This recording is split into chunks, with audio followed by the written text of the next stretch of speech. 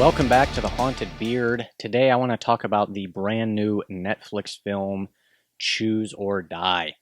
So let's jump right into it. And starting off with the positives, the best thing I can say about this movie, and there's not going to be a whole lot, unfortunately, is the performance from the lead girl. Her name is Iola. I think I'm pronouncing that correctly. Iola Evans. She's good here. I haven't seen her in anything else. This is, I would imagine, probably one of her first roles, or at least first leading roles.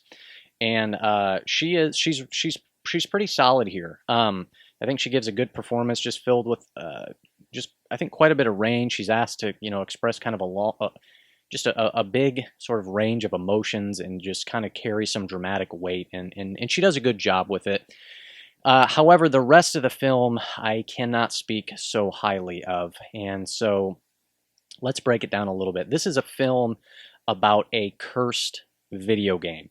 The whole thing it's set in modern day, but it really kind of harkens back to a bit of an 80s kind of vibe. Quite a bit of the music kind of harkens back to that sort of 80s synth kind of music and stuff like that. And some of the music's pretty good, and it's not too bad. It fits along pretty well. The as far as kind of expanding on that a little bit, regards to the plot. So we follow our main lead, and her name is Kayla, and she is currently living in a really rough situation. She's poor, living in the projects. It's her and her mom. You find out not too long into the film that her younger brother had died in a tragic drowning accident.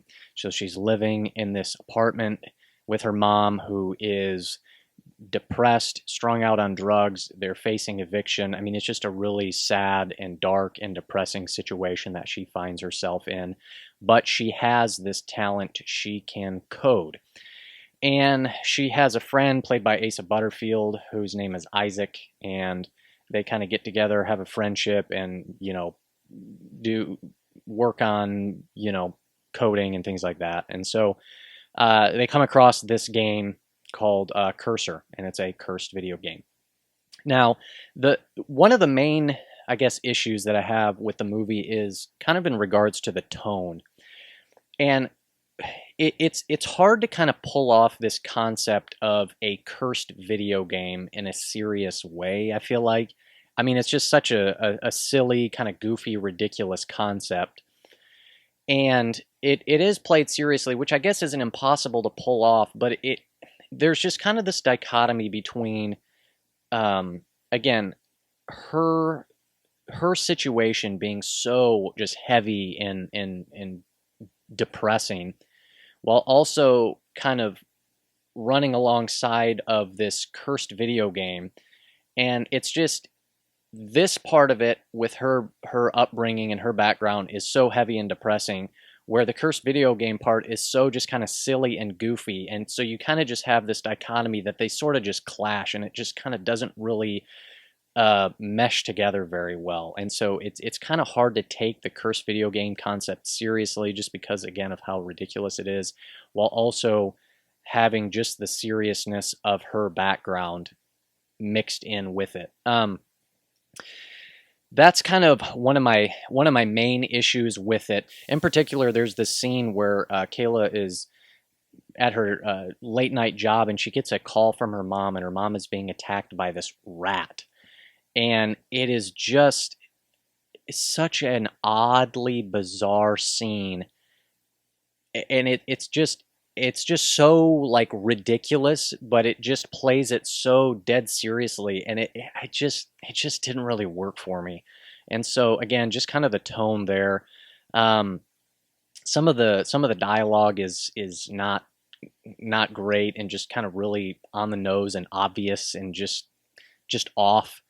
My other main issue kind of comes towards, I guess, really just kind of how they handled a lot of the ending. And so it's going to be hard to kind of get into this without getting into spoilers, and so maybe I'll give like maybe a minor spoiler warning. Again, I'll do my best to keep this vague, but there's a there's a scene in the film involving a death that just the effects that are used just it just wasn't very effective. It kind of came across as cheesy and silly. Um, and the acting performance is just and the line delivery during that scene, it was just not very good.